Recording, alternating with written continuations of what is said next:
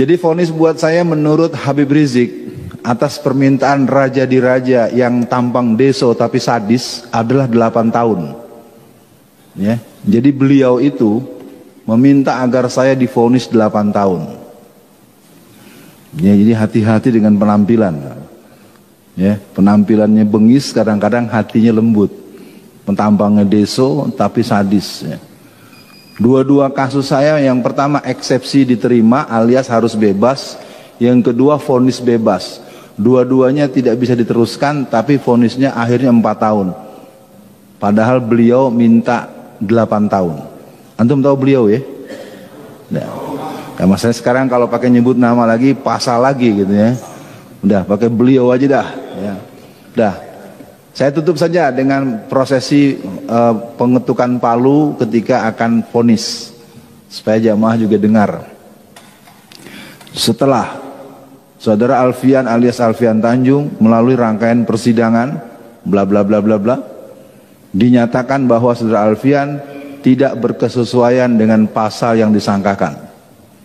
Ayat 2, barang siapa orang yang menyampaikan sesuatu demi kebaikan bangsa dan negara bukanlah sesuatu yang bersifat kriminal, maka dengan ini Saudara Alfian dinyatakan bebas.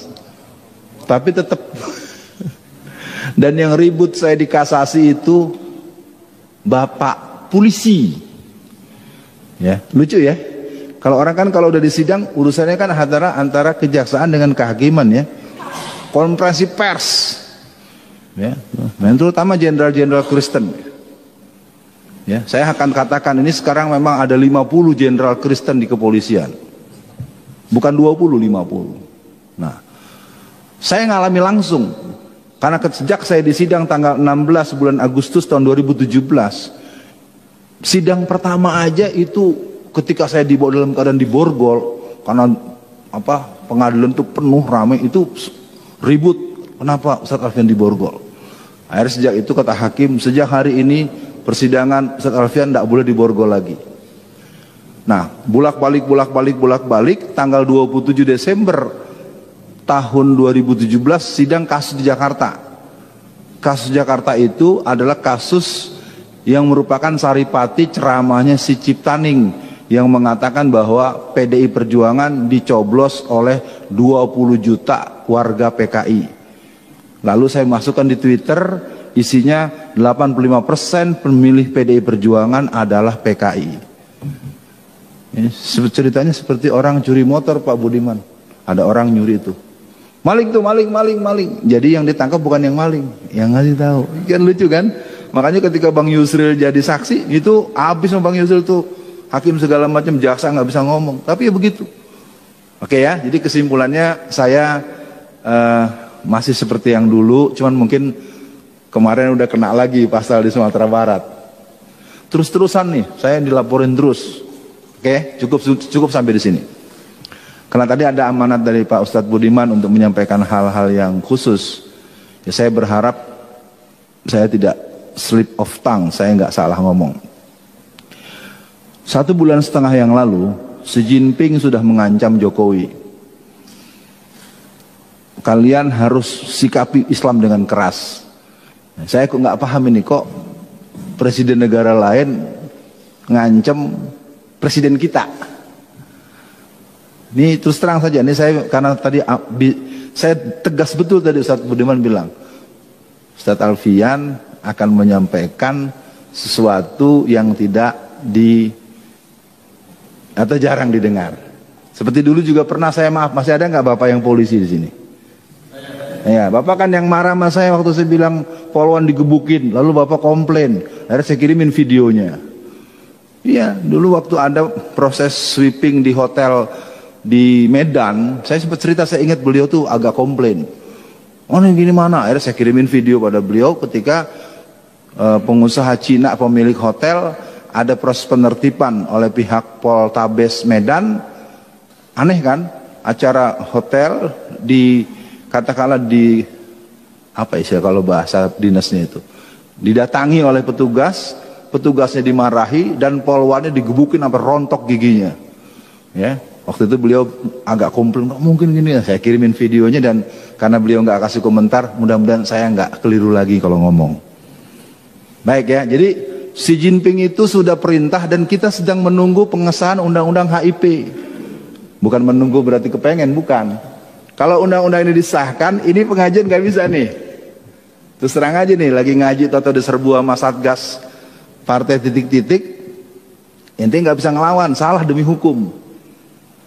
Jadi undang-undang HIP itu blade-nya adalah blade penghapusan TAP MPRS nomor 25 atau 66. Beneran, ini saya gini-gini kalau kata teman-teman deket, ini Profesor Doktor PKI nih. Asli, saya tidak dalam konteks tekebur, saya ingin katakan undang-undang ini disahkan, tunggulah kita akan berhadapan seperti di Angola. Ya, makanya saya nggak tahu, ntar dia sidang lagi malam-malam, ketok palu. Ya udah ya, saya pikir begitu dulu, satu poin. Saya karena harus mencukupkan 10 menit.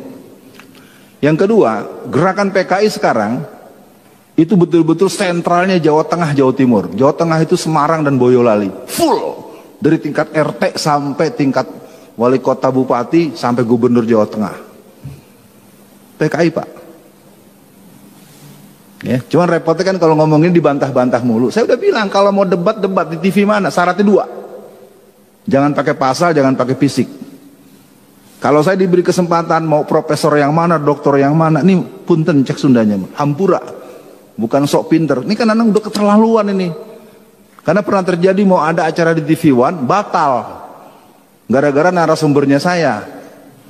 Bukan karena saya dianggap jahat. Jadi gini ceritanya. Satu hari manajemen TV One telepon saya. Ustadz Alfian siap? Ya siap lah kalau soal PKI mah gua. Kalau nerang-nerangin kayak Ustadz Budiman, saya harus nyatet, nggak bisa. Atau apa nih, kita imam kita tadi, itu imam kita tuh kan unik. Ya.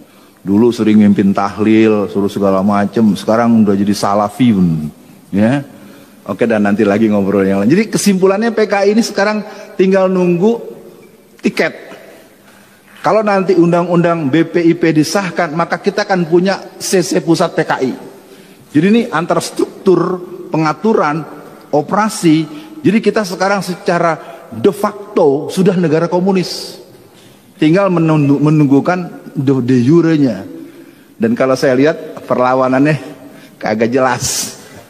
Karena dibalik-balik terus dari yang mentah-mentahin. Maaf ya kawan-kawan dari tetangga sebelah yang sama-sama sholat. Oh hari gini jangan ngomong PKI.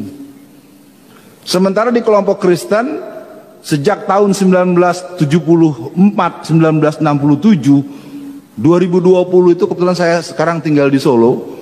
Ya mudah-mudahan dimaklumi. Saya temu dengan Bu Dewi Purnamawati dan teman-teman yang kader-kader advance di gerakan Kristen, karena dia dulu Kristen sekarang Muslim. Jadi kita ini sekarang udah masuk perangkap betul. Lihat saja tuh kemarin tuh yang kelilingin tank-tank sama pasukan khusus di depan Petamburan. Itu kader gereja itu. Ya, saya namanya nggak hafal tapi udah sempat saya kirimin itu beberapa orang karena handphone saya agak hang juga ngirimnya terus-terusan itu. Wallazina kafaru ba'duhum awliya'u ba'd. Orang-orang kafir bekerja sama untuk menghancurkan kita, menyerang kita, sementara kita tahsabuhum jami'a wa qulubuhum satta. Saya walaupun ilmu saya nggak sepadan dengan tuan-tuan guru yang mengajarkan tafsir, yang saya tahu ayat itu bukan buat kita. Allah turunkan ayat itu kepada Rasulullah. Salah satu kalimat yang terdapat dalam surat Al-Hasyr di ayat 14 kalau tidak salah, ada kalimat tahsabuhum jami'a wa qulubuhum satta. Kau lihat mereka seolah-olah bersatu padahal mereka terpecah belah. Itu ternyata adanya pada kita. Itu ayat kan bukan buat kita itu. Tanya deh sama guru kita nih, tanya ustadz-ustadz. Nah jadi kesimpulannya itu satu lagi atau dua lagi. Nah ya, yang kedua narkoba. Ini mohon maaf Bapak yang pernah di kepolisian. Narkoba itu dalam pengetahuan saya selama 29 bulan dalam penjara, real terkonfirmasi datang 250 ton tiap tahun. Ya, karena kebetulan saya ketemu dengan bandar-bandar besar yang asetnya triliunan dan di dalam itu banyak bunker-bunker yang isinya narkoba. Saya nggak bisa lagi ngomong dan nyerah udah. Ya, jadi kalau ada, jangankan saya yang sama-sama tahanan, Kalapas aja kalau mulai menyoal bulan depan ganti. Jadi dalam itu yang namanya bandar-bandar bener-bener jadi super body. Kita ketahuan punya handphone aja dimasukin sel tikus. Tapi kalau Cina-Cina itu pakai handphone tuh depan umum, pakai bahasa Cina lah segala macam. Wah, udah nggak ada harganya deh petugas kita. Mau yang petugas kepolisiannya, mau yang petugas lapasnya, yang nggak, kalau di hadapan Cina semuanya. Saya tidak menghujat lembaga loh, saya melihat langsung bagaimana mereka dibentak-bentak. Apalagi waktu saya ditahan di Makobrimob, itu kan saya di Makobrimob itu ya ceritanya penjara-penjaraan. Kalau udah jam 10 malam tuh sering dibukain sama komandan batalion. Saya kan imam musola, saya begini-gini imam musola pak, imam musola jamaah 200 orang. Jadi kalau lagi nggak ada pengawasan dari Mabes Polri, gembok saya dilepas. Pas saya masuk, sopo iki sopo, ditahan di sini, Ustaz Alfian Tanjung, yang memenjaranya gendeng. Bayangin, karutannya saja bilang yang masukin saya ke situ orang gila atau gitu, coba. Ya, tapi jangan cari namanya, saya nggak mau, kesian tuh bapak itu.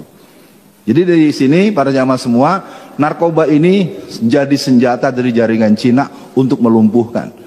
Pertama, melumpuhkan generasi muda. Kedua, melumpuhkan orang-orang tua dan aparat untuk menyoal mereka. Karena mereka sogokannya ratusan triliun.